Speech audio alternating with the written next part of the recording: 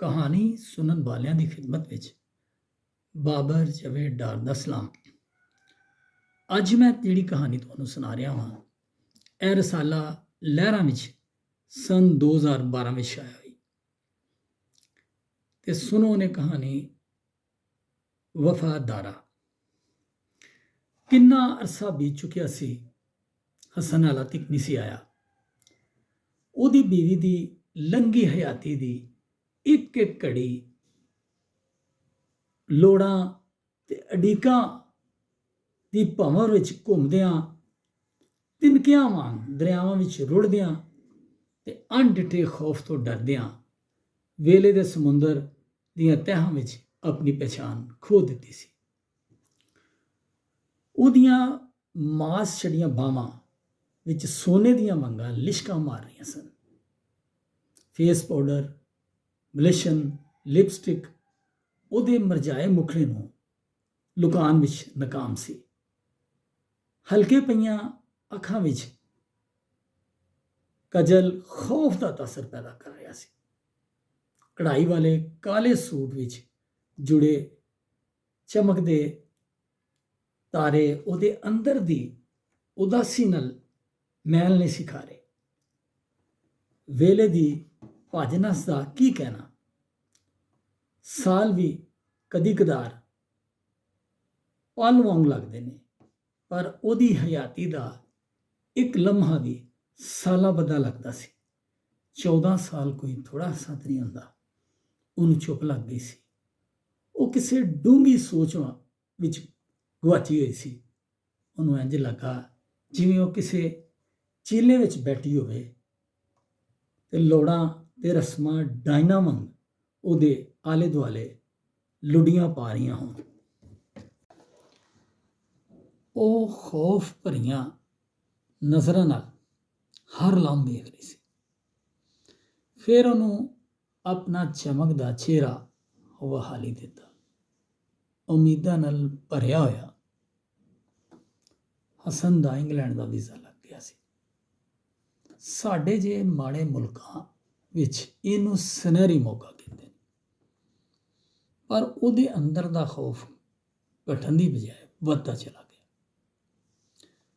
ਉਹਨੇ ਹਸਨ ਨੂੰ ਆਖਿਆ ਸੀ, ਲੂਣਾ ਮਿੱਸਾ ਖਾ ਲਵਾਂਗੇ, ਇੱਥੇ ਹੀ ਮਿਹਨਤ ਕਰਕੇ ਹਾਲਾਤ ਬਿਹਤਰ ਕਰਾਂਗੇ, ਪਰ ਉਹ ਨਾ ਮੰਨੇ। ਏਅਰਪੋਰਟ ਤੇ ਹਸਨ ਜੁਦਾ ਹੁੰਦਿਆਂ ਮੁਹੱਬਤ ਤੇ ਅਦਮ ਤਹੱਫੁਜ਼ ਦੇ ਅਹਿਸਾਸ ਨੇ ਉਹਦੇ ਦਿਲੋਂ ਦਿਮਾਗ ਨੂੰ ਫਟੋ ਫਟ ਕਰ ਦਿੱਤਾ ਸੀ। ਪਰ ਅੱਖਾਂ ਵਿੱਚ ਜ਼ਿੰਮੇਦਾਰੀਆਂ ਪੂਰੀਆਂ ਹੋਣ ਦੀ ਆਸ ਤੇ ਖੁਸ਼ਹਾਲੀ ਦੇ ਸੁਪਨਿਆਂ ਦੀ ਹੰਝੂਆਂ ਵਿੱਚ ਧੁੰਦਲਾਈ ਚਮਕ ਵੀ ਉਹਦੇ ਨਾਲ ਸੀ। ਉਹਦੇ ਸੀਨੇ ਲੱਗੀ ਚੰਦ ਮਹੀਨਿਆਂ ਦੀ ਨੂਰ ਨੂੰ ਕੋਈ ਨਹੀਂ ਸੀ ਪਤਾ ਕੌਣ ਕਿੱਥੇ ਜਾ ਰਿਹਾ। ਹਸਨ ਨੇ ਏਅਰਪੋਰਟ ਦੇ ਅੰਦਰ ਜਾਂਦਿਆਂ ਆਪਣੀਆਂ ਧੀਆਂ ਵੱਲ ਅਲਵਿਦਾਈ ਅੰਦਾਜ਼ ਨਾਲ ਵੇਖਿਆ। ਮੂੰਹ ਪਰਤਾਨ ਤੋਂ ਪਹਿਲੋਂ ਆਖਰੀ ਨਜ਼ਰ ਨੂਰ ਤੇ ਪਈ, ਜਿਹੜੀ ਕਿਸੇ ਬੰਦ ਕਲੀ ਵਾਂਗ ਸੀ। ਹੰਝੂ ਉਹਦੇ ਰੁਖਸਾਰਾਂ ਤੇ ਰੁੜ ਕੇ ਐਂ ਥੱਲੇ ਡਿੱਗੇ ਜਿਵੇਂ ਮੋਤੀਆਂ ਦੀ ਮਾਲਾ ਟੁੱਟ ਗਈ ਹੋਵੇ। ਫਿਰ ਹਸਨ ਅਗਲੀ ਮੰਜ਼ਿਲ ਦੀ ਸੋਚ ਵਿੱਚ ਗੁਆਚ ਗਿਆ ਸੀ। ਜਹਾਜ਼ ਹਸਨ ਨੂੰ ਲੈ ਕੇ ਉੱਡ ਰਿਹਾ ਸੀ। ਉਹ ਸੋਚ ਰਹੀ ਸੀ, ਮਾੜੇ ਮੁਲਕਾਂ ਦੇ ਸਮਾਜਾਂ ਨੇ ਆਪਣੀਆਂ ਲੋੜਾਂ ਕਿਉਂ ਵਧਾਈਆਂ?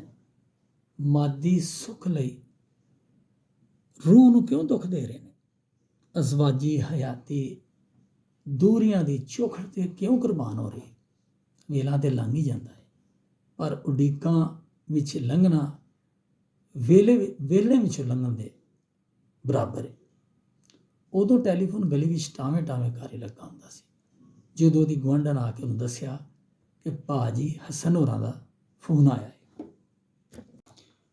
ਉਹ ਹਰ ਕੰਮ ਛੱਡ ਕੇ ਕੁਆਰੀ ਕੁੜੀਆਂ ਵਾਂ ਨਾਸੀ ਫੋਨ ਸੁਣਨ ਜਾਂਦੀ। ਹਾਲ ਵਾਲ ਤੇ ਪੁੱਛਿਆ ਹੀ ਜਾਂਦਾ।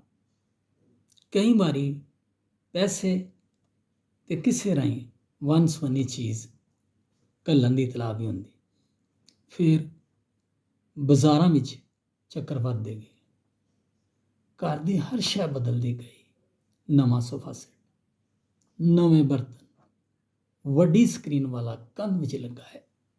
LED, ਫਰਿੱਜ, ਟੈਲੀਫੋਨ ਲੰਘਦੇ ਵੇਲੇ ਨਾਲ ਹੋਣ ਵਾਲੀ ਤਰੱਕੀ ਤੇ ਸਹੂਲਤਾਂ ਤੋਂ ਮੁਸਤਫੀਦ ਹੋਣ ਦਾ ਬਾਲਾਂ ਦਾ ਸ਼ੌਕ ਵੱਧਦਾ ਹੀ ਗਿਆ। ਸੋਹਣੇ ਲਿਬਾਸ, ਹੱਥਾਂ ਵਿੱਚ ਜਦੀਦ ਮੋਬਾਈਲ ਸੈੱਟ, ਲੈਪਟਾਪ, ਫਿਰ ਘਰ ਦੀ ਪੰਨ ਤਰੋੜ ਹੋਈ ਤੇ ਉਹ ਵੀ ਜਦੀਦ ਤੇ ਮੁਕੰਮਲ ਪੇਂਟ ਸ਼ੁਦਾ ਹਸਨ ਲਾਜ ਬਣ ਗਿਆ।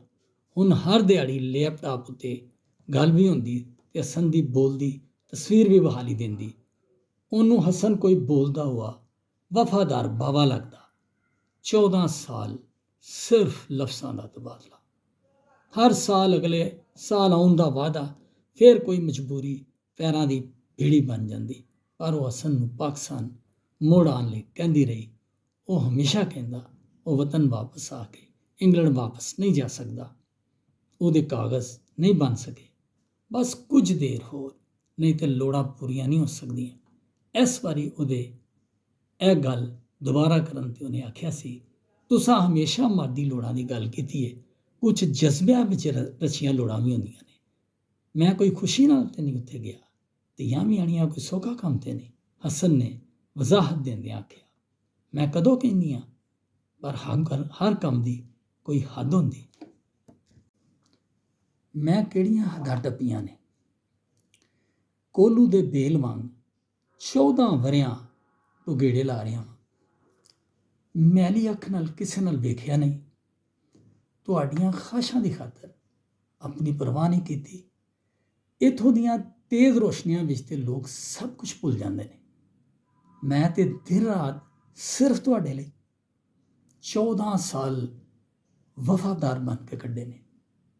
ਹਸਨ ਨੇ ਆਖਿਆ ਤੇ ਉਹਨੇ ਤਾਬਿਆਦਾਰ ਮਸ਼ਰਕੀ ਔਰਤ ਵਾਂਗ ਜੀ ਕਹਿ ਕੇ ਫੋਨ ਬੰਦ ਕਰ ਦਿੱਤਾ ਤੇ ਸਰਗੋਸ਼ੀ ਨਾਲ ਆਪ ਮੁਹਾਰੇ ਸਵਾਲੀਆ ਅੰਦਾਜ਼ ਵਿੱਚ ਖਾਮਦ ਨੂੰ ਬੋਲੀ, ਤਾਂ ਜੇ ਕੰਧਾਂ ਵੀ ਨਾ ਸੁਣ ਲੈਣ।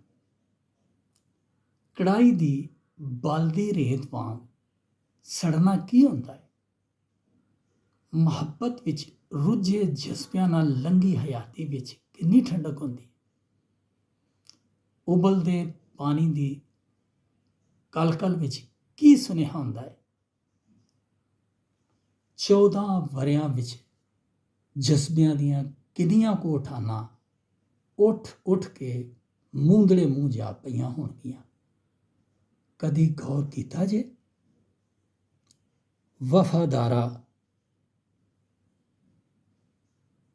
ਵਫਾਦਾਰਾ,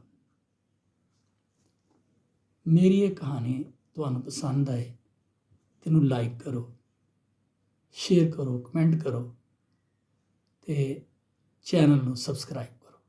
ਅੱਲਾ ਹਾਫਿਜ਼।